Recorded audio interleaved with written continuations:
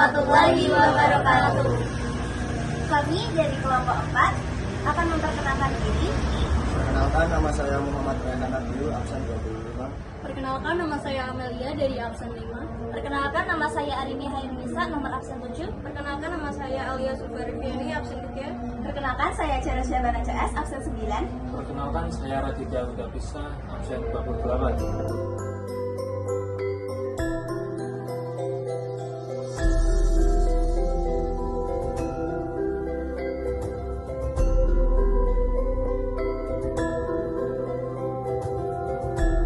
Assalamualaikum warahmatullahi wabarakatuh. Ya, di sini kita sudah di tempat pengrajin batik ya teman-teman ya. Langsung aja, nggak pakai lama, kita langsung tanya. Yang pertama itu ini kita langsung perkenalan dengan ibu siapa ya? Nama saya Ibu Indra, saya owner dari Batik Mas Raden Wiradesa Pekalongan. Oke. Kalau boleh tahu sejak kapan Bu usaha batiknya itu? Usaha batiknya kurang lebih sekitar dari tahun 2007 saya sudah membuka pengrajin ini kan. Usaha saya kan melestarikan batik di Pekalongan. Iya. Nah, dari sejak tahun 2007 itu saya memulai dari nol, mulai batik 5 sampai sekarang hampir ribuan. Hampir ribuan. Kalau itu bisa dijelaskan nggak Bu secara singkat proses pembuatan batik tulis dari awal sampai akhir? Singkat aja. Pertama-tama dari mulai kain kita mengambil dari produsen yang ada di Pekalongan sini.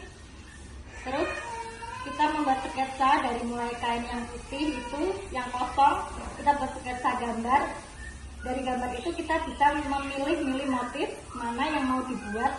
Nah, terus nanti kita arahkan lagi ke pembatik yang ada di desa ini, yang khususnya Wiradesa. Terus dari situ kita mulai dari pewarnaan itu ada macam-macam. Ada yang kalau di Pekalongan itu ciri khasnya itu warnanya itu lebih terang. Jadi kita itu lebih ke khusus yang ke Pekalongan, karena ciri-ciri batik itu setiap kota ada yang, kalau Solo itu slogannya beda, kalau Pekalongan juga ada yang ini ciri khasnya seperti ini. Oke teman-teman, untuk pertanyaan selanjutnya akan dibacakan oleh teman saya. Ya, selanjutnya yaitu biasanya kain apa saja yang digunakan dalam membatik? Ada 2 jenis kain yang kita produksi di sini, yaitu kain katun sama kain sutra. Nah, kita khususnya itu berfokus pada sutra baron, karena sutra baron sendiri itu tenunan dari Pekalongan, khususnya daerah Pakumbulan. Terus menurut Bapak atau Ibu, kain jenis apa yang paling bagus, nyaman untuk batik tulis? Kalau untuk biasanya sih masing-masing ya, karena kita itu banyakan itu sutra. Kalau aku sendiri enakan yang katun karena kainnya itu adem.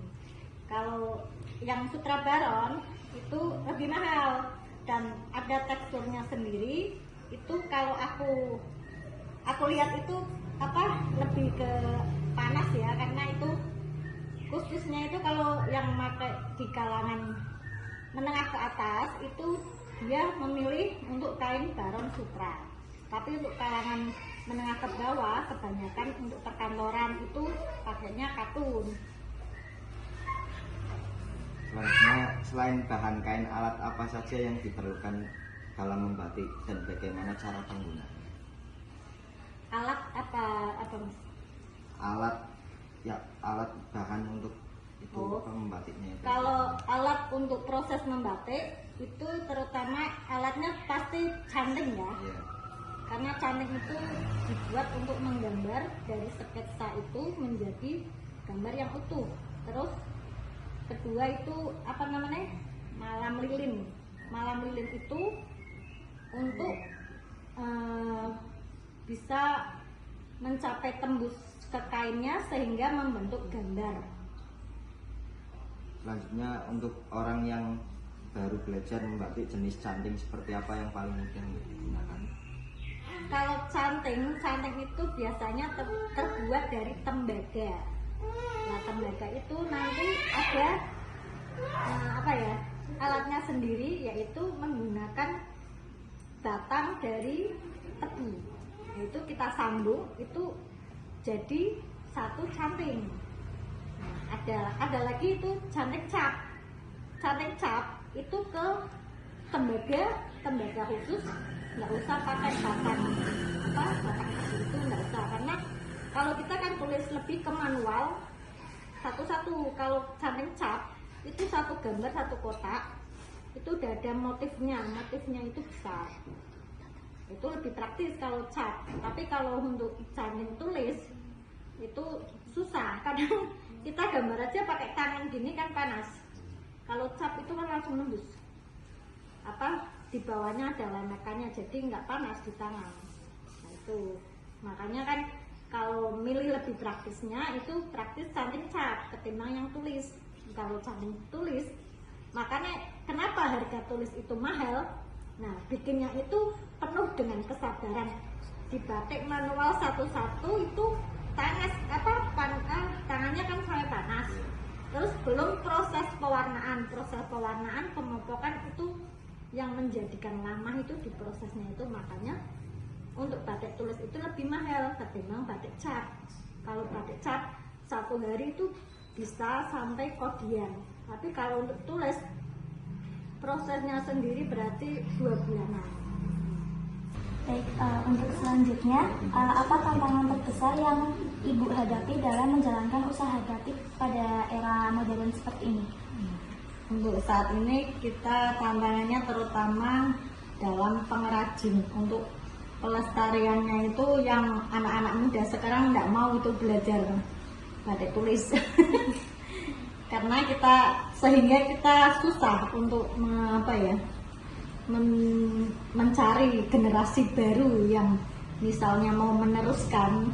Itu kita fokusnya sekali lagi pada yang tua-tua yang dulu pernah batik itu lah. Generasinya itu di era-era seperti ini itu jarang, karena berfokus sekarang itu pada garment. Jadi untuk batik tulis itu susahnya di pengrajin yang membuat tulisnya batiknya itu susah kita. Nah, kita kan makanya kalau ada di harian pekerja harian, kita cari yang muda-muda. Kalau yang tua itu kan memang skillnya itu beda lagi. Nah, kalau yang muda itu kita mendidik dari nol. Pengennya kita itu mau mencari generasi yang baru-baru, karena di era sekarang itu susah sih ya. Makanya kalau misalnya kita harus pindah ke lain daerah itu kita mendidik lagi dari nolnya. Itu harus ada yang ngajarin, pelatihnya itu harus sabar. Oke, sekian wawancara dari kami. Terima kasih untuk Ibu telah menyempatkan waktu untuk kami wawancarai. Ya. Kami tutup. Terima kasih.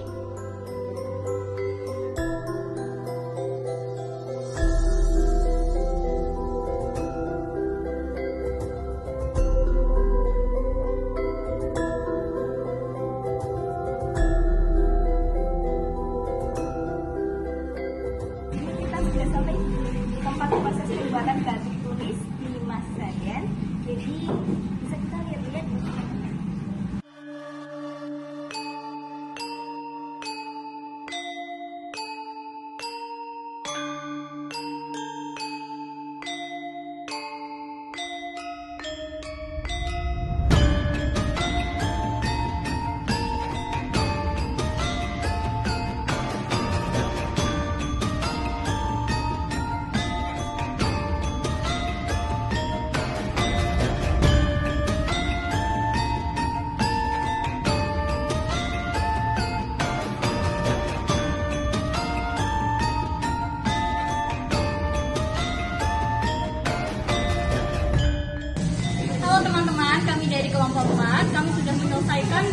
kami di tempat pembuatan batik tulis, khususnya batik tulis Mas Raden yang berlokasi di Miradesa.